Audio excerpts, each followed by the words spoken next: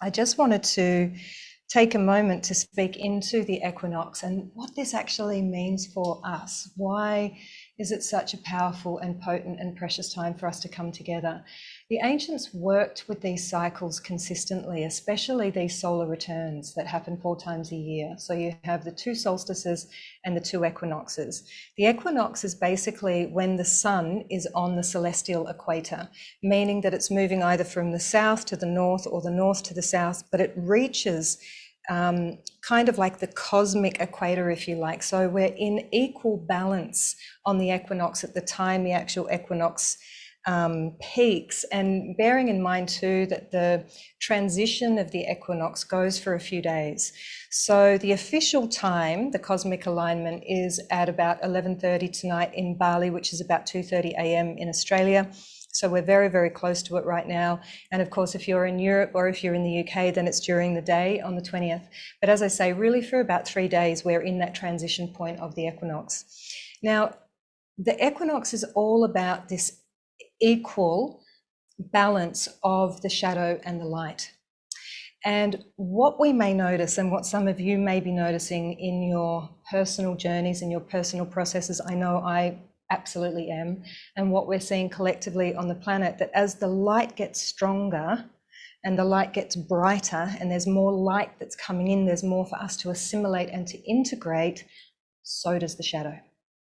The stronger the light gets, the bigger the shadow gets. While we live in this paradigm still of duality, and remembering that we are from beyond duality. We're from a place in the cosmos of this primordial light where the sun never sets or rises. We're children of the primordial light. This is the teachings of the Andes. But when we come here to Earth, we come here for a journey to assist, really, Pachamama in her awakening, and for us to awaken in our process. And while we're here, we learn to, first of all, harmonize these dualities, but then eventually we transcend them. And when we transcend them, then we really get to a point where we don't see dark or light anymore. There is no good and bad. There is no right or wrong. There's just energy. I watched a movie at a girls' night. We had a girls' movie night the other night, and I was so fascinated. I haven't watched a horror movie in so many years, I can't even tell you. Like, this was, they class this as a supernatural horror, and some of you will know this movie. It's called The Craft, and it's about these teenage witches back in the 90s. If you haven't seen it, I can highly recommend you watch it, because for me, when I see these things now, I don't see any of the the drama or I don't see any of that. I just see metaphors. Like, it's like watching somebody going through a transitional process or a medicine journey or whatever. And what I saw in this was that there was only one energy, but what we choose to do with it is up to us, right? The light, the energy, the guardians, the allies, all of these beings that we work with, they're all unconditional. They're all offering us the highest frequencies of what we call Sami energy, the highest frequencies of light. But humans, with our free will, we have a choice about what we're going to do with it.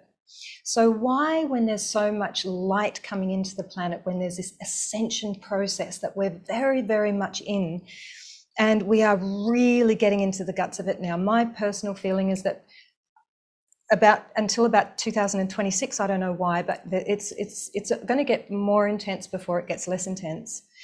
And the reason that the shadow needs to be pulled to the surface is so that it can be seen in the light, so that it can be embraced, so that it can be magnified, but magnified with clarity, because we can't carry any of that stuff forward, whether it's us in our personal lives, in our personal processes, whether it's in your relationships, your relationship to abundance, your relationship to anything, because being human is all about being in relationship.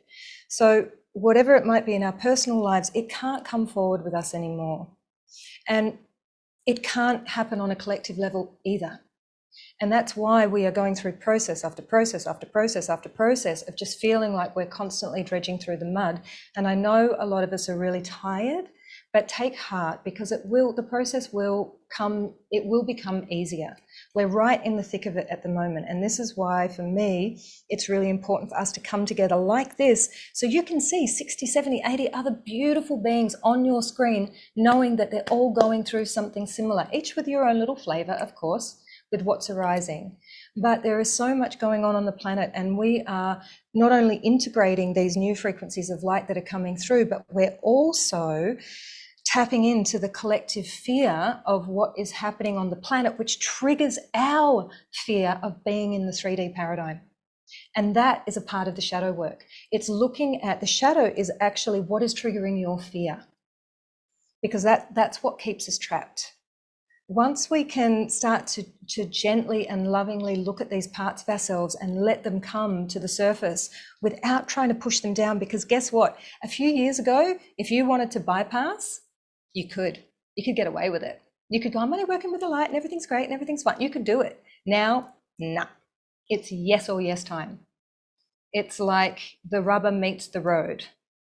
So it's awesome, because until that really happens, the only way that we can anchor into this new earth, the only way we can truly bring about the new human is not to ignore, not to push aside, but also not to dwell. Just because we take a look at the shadow, we don't have to hang out in it and perpetuate the story, we just see it. We're just witnessing it often is enough. It's not, oh God, this happened to me 500 years ago, and so now I'm playing out this, and now I have to, and carrying this wound like a dog, constantly looking at this wound and opening it all the time. It's enough in your power, in your healing, in your mastery, just to say it, and have an understanding. Just that is like, oh, okay, I get it. So it can feel really overwhelming personally, but as I say, this is why these spaces where we come together like this are so important in community. So I would really urge you to find communities, whether they be online, whether they be locally in your area, with groups of people that are like-minded, that you can bounce things off, so that you know that you're not alone in this, and to find people that you trust. You know, if there's somebody, a friend or someone who works in some kind of healing arts or whatever it might be, even just a good body worker that you can tap in with on a regular basis just to help you get through some of these transitions, then it's going to be super helpful. And the thing is we have, and why we call these ceremonies AYNI, you know, you see this as the AYNI Equinox Ceremony. In December, I did this AYNI Solstice Ceremony. So AYNI, for those of you that don't know, and I know that there's a lot of you on here that are with us now or have been in our Sacred Chocolate Shamanic Cacao Facilitator training, and a lot of the technologies and the wisdom that comes through that is from the Andean Cosmovision. And I've been working with that medicine of the Andes and with that Cosmovision since 2012, in fact, almost 10 years ago to the day. So what I love about this wisdom from the Andes is that it is so profound and so powerful, yet it's simple. The most profound things usually are. Why? Because the mind is the thing that talks in da-da-da-da-da-da-da. The heart is clear. The knowing, the wisdom is just boom. Like, it's really simple. It's free of all of the fluff and all of the stuff. So AYNI, another word for AYNI, or a way to think about AYNI, is like reciprocity. It's like sacred reciprocity, that when you give, you must always receive. When you receive, you're always giving. So it's this sacred flow, but it's actually much more than that. AYNI is our personal service here on this planet. It's why we came. It's your purpose. It's a cosmic law of exchange between you and Pachamama and your guardians that are walking with you. The mountains, the trees, the earth, the elements, the animal allies, the ancestors, all of it, the sun, the moon, the stars, they're all here for you. Did you know that? They are all here for you. None of them belong to you, but they're all yours. And this is the beauty of how we receive when we're here on this earth. We receive the support, we receive the love, if we're open, if we're willing to remember, because it's very easy when we're in our process to feel like we're alone and to forget that all we have to do is breathe in and feel. Even if you're in an apartment block or an office block, like, you can visualize the mountains, the ocean, and like children playing, animals, all these beautiful sources of this high frequency energy that are always in this cosmic exchange with us. So AYNI is always happening, consciously or unconsciously, whether you're aware of it or not, it's always happening. The exchange is constant. And we are in our highest AYNI, we are in our highest service simply by being here before we even do anything. So many of us come in thinking, what's our purpose? What do we have to do? Oh, it has to look like this. I have to work in these things. And if I'm an accountant, well, that's not, how's that in service? It is. It absolutely is. It doesn't matter what role you play. It's who you are. AYNI is, you're here to be a beacon of kindness. You're here to be a beacon of love. You're here to simply shine like a lighthouse to turn other people on. And your gift, like for me, I realized that one of my most powerful gifts of AYNI is bringing people together in community. I've always done that with everything that I did. Ever since I was a little girl, I realized it's innate. It's just something that I've always done. That's my AYNI. That's what I've come here to do. It'll take many different forms, and it has. My God. One day I'll tell you my history. Some of you might know, and it'll make your toes curl. But it didn't matter. It actually didn't matter what roles I played. The essence of that was the same. It was always about bringing people together and creating community. So in AYNI, we are in this constant exchange with everything. In AYNI, we discover our soul purpose, as I said, which is simply that we're here to be in service. We're here, why? To help transform the processes for our family, for our community, for our global community, for our Mother Earth, for us. And not just for us right here, right now in this moment, but for all generations to come. We do it now, whether you've got kids or not, we do it now for what's coming. When we think of the ancestors were in constant AYNI. When you look at these amazing sacred sites across the planet, whether in Peru or wherever they might be, they built them not thinking about what they could have right now. They built them for what was coming. Machu Picchu, they built it, they inhabited it for like 5 years, and then they took off well before the conquistadors came, well before, because they knew that that was for prosperity. That temple was for future generations. They knew the jungle would swallow it, and they knew that some people would come back and find it. So they were always thinking forward. So this is what I find really interesting, because when we think of ancestors, we often think of backwards, we think of past, but the ancestors are more about the future actually than they are about the past, because they were always thinking about what service they could be in, what AYNI they could be in. And in the Andes, that's how they determined their great masters. That's how they determined who was enlightened, because they gave their life in unconditional service to love in some way. So that's why we work with the notion of AYNI. And the thing is, as I said, is AYNI is happening yes or yes anyway.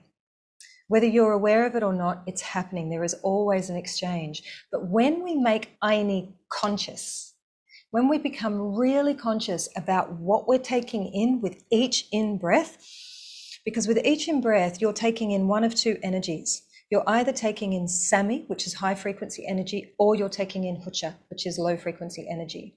And we actually have the choice what we're receiving.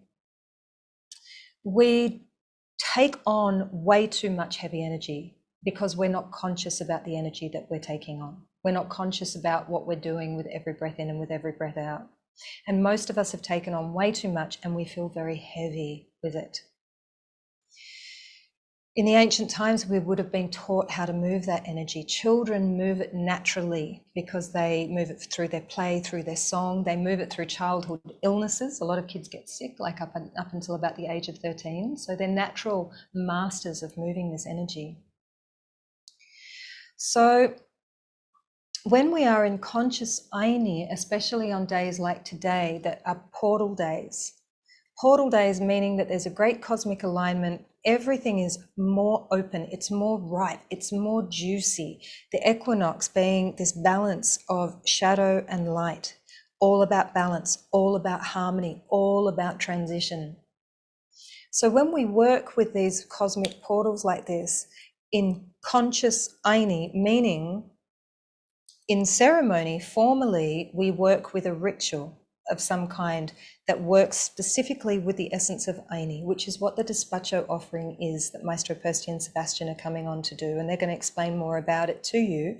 Very ancient ritual called the Hayawikri, or the despacho. In Spanish, despacho literally means to dispatch. It means to offer.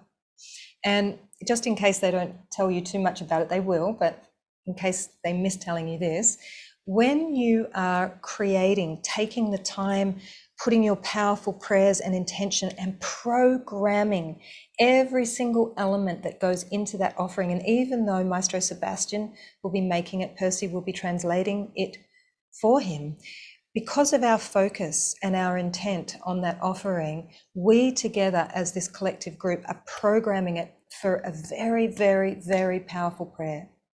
So when we offer our gratitude and our love in this way to Pachamama and to all of the guardians that are working with us, saying thank you for all that we receive, thank you for the beauty, thank you for the lessons, thank you for everything, then they're out of their infinite love for you, they want you to receive, because nothing goes one way.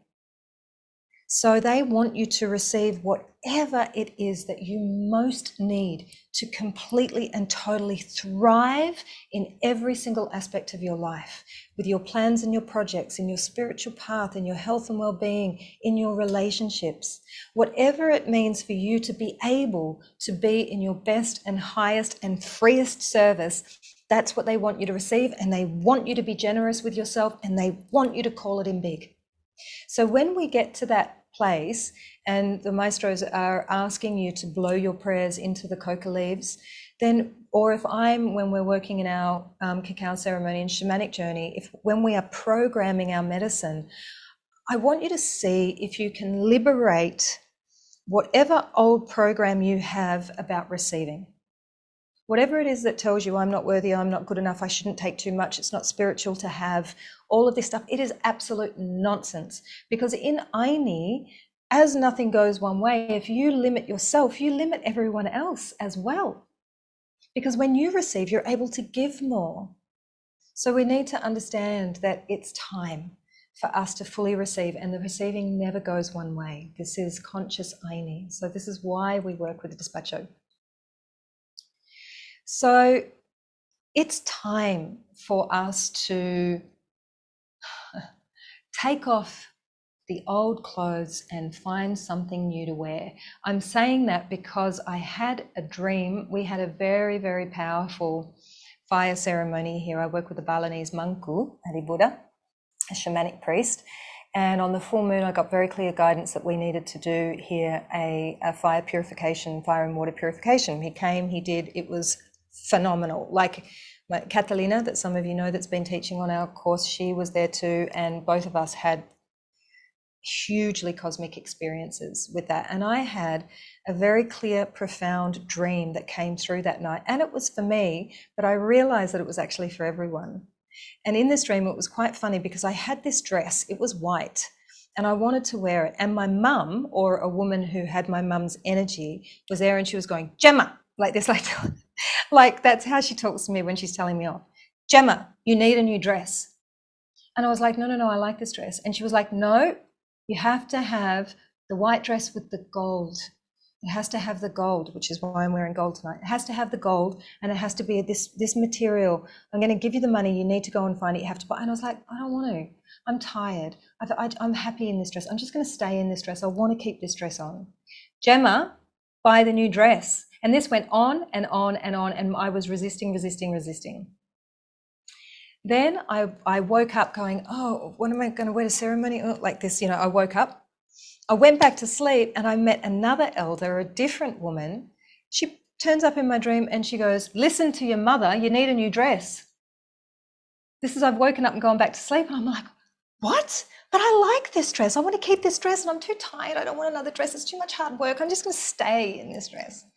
And she's like, no, you need to wear the white dress with the gold. It has to be. She said, look, I have that old dress that you have too. She said, and you know what I use it for now? She goes, chicken feed. And it just all crumbled up, this dress, and she starts like feeding it to all these chickens that were like pecking this dress. And she said, that's what that old dress is good for. So the metaphor in that dream, it meant something very powerful for me when I spoke to Addie about it. It's that it has a very symbolic meaning for me personally on my path and journey, but it is for us. And how amazing. It was saying the gold, this is the equinox, the sun, the rays of the sun, the rising sun. You need to have the white and the gold, the shadow and the light, the moon and the sun, balance, the harmony. You have to transition into the new dress. You got to be willing to take the old dress off and turn it into chicken feed. And you've got to find the energy and the willingness, the power of will, which in the Andes is called munai. The same word translates to love. You've got to find the power of will to find and want to wear the new dress. This is what we're being called to. And then last night before our ceremony, this morning, I got woken up by a very powerful dream. This is the direct east over here, and there's a very powerful mountain here called Agung in Bali, Gunung Agung.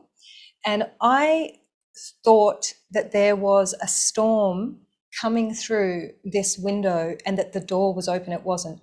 That the door was open and that my whole altar and everything was being like not flooded, but washed with this water.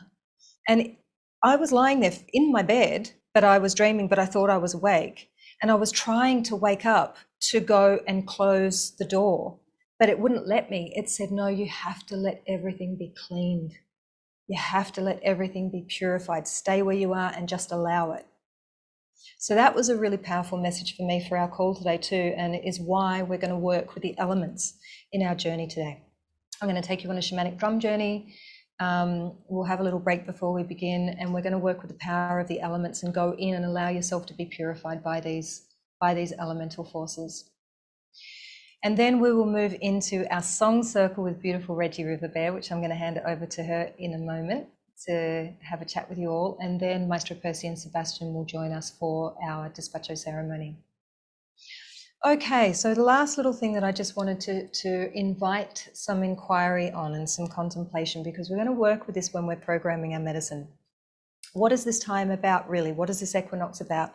Transition, balance, harmony. Transition. Use these times that we have together, this powerful time, because in this container, there's a few very important things happening. First of all, you are held in a very, very powerful open field. Like, it is so sealed up and so protected, and at the same time it's an absolute cosmic vortex for you to travel inside of and allow yourself to journey deep into whatever it is there for you to see, to contemplate, to understand. The other thing that's happening here is we are in like this plasmic bubble, this field of energy. You know, we think of the earth, the air, the water, fire, but there's also plasma. It's scientifically proven. It's like visceral energy that carries vibration between us and everything. It's what makes us one. In the Andean traditions, they call this the Texemuyu, which is like a web, a golden web of light and life. And it means that whatever we do in our part of the web, just like in a spider web, whatever little movement we make, it ripples out and it affects every other part of the web. So a lot of us, I know, are feeling quite helpless with what's going on in the world at the moment. A lot of us can't actually do anything physically. But what we're being called to do, what we need to do, is stay in our center, to not try our best, to use the tools that we have, the communities that we have, to not get too overwhelmed by empathy or fear that it takes us out and then we can't be in service in the way that it's really needed. And the most powerful way that you can be in service is doing this kind of stuff. Group meditations, group prayers, group offerings, even your own meditation, because you're an intricate part of that web. Whatever you do within your own being, however you heal yourself and work with those shadows of fear that are arising or whatever else is there for you, you're healing that in the collective as well. But when we come together like this in a big group, we are able to, like a laser beam, direct our energy to where it's needed and change, affect matter. This is scientifically proven. It's not just woo-woo. The shamans of the ancient times knew this 110%. This is how they worked. Wisdom got forgotten and now it's being remembered again. And now, because of our inquisitive minds, we like to see it proven, and science can prove it. So it's very powerful what we're doing here. Transition. What transitions are you going through personally in your life right now? Because you are. I'm sure you are. I am. And if it's happening for me, I'm pretty sure it's happening for everyone. That's how it works, right? You know, we're all family. So what big transition are you going through in any part of your life? Balance. Are you in balance in your life? Where have you fallen out? Have you fallen out of balance somewhere? What can you do to get back in to balance? I went out of balance big time last week because the energies coming through were so freaking strong. I felt like I was being hit by lightning bolts. Did anyone else experience that? Like, or have been experiencing that in the last few weeks, especially from the 2-2-22 portal to the 22-2 22 portal. It was really intense, and then it's just ramping up and it's ramping up and it's ramping up. There's major solar flare activities, some of the biggest ones that they've recorded. There's a lot of light coming onto the planet, and we have to somehow assimilate that into this physical body. That's a lot. It's a lot of energy. I've had so much pain in my body, and it's like ricocheting. It's going everywhere. It's like it's in the old parts, but it's in new parts that I've never had it in before. A lot going for me around the coccyx and the sacrum, which is all about the groundedness, of course, and you know, all of the programs. There's many. I could write a book on it, but you know, it's really happening in the body. And when that energy comes in like that, there's what we really would be in best service to do is to slow down. What's really being called for is more stillness, more rest, more mindful movement, more mindful action. But when that energy comes, it also has a lot of volition. It has a lot of heat, and it's like, let's go. Yeah. That's how it feels. It's like having 10 cups of coffee. And if you're not aware of how to harmonize that energy, then all of a sudden you're burnt out. So maybe that's where you've lost your balance. Maybe it's somewhere there. Maybe you need to slow things down, or perhaps it's the opposite for you, but just reflect on that. And harmony. So harmony, in this sense that I'm sharing with you about it today, is that for us to create what we want in our lives individually or on our planet collectively, we need to come into harmony with the vibration of that thing. That's how true manifestation occurs. So what does that mean? Okay, an example. If we want to see peace on this earth, then we have to find ways to find ourselves, our way back to peace within us, no matter what's happening around us, right? And then from that state of peace, now that may mean a meditation practice in the morning. And then when you get yourself into that state of heart coherence, of peace, of compassion, of love, of gratitude, then you allow yourself to visualize what it is you want to see, what it is you want to experience for yourself individually and for our planet collectively. You need to get your vibration into harmony with that which you want to see. So what is it that you want to call in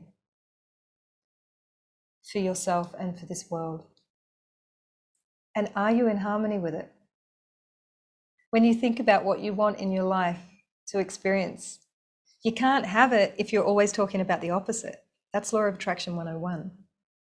So that's the other reflection that we're going to work with today, that's up today for you in ceremony, so that we can get clear on that.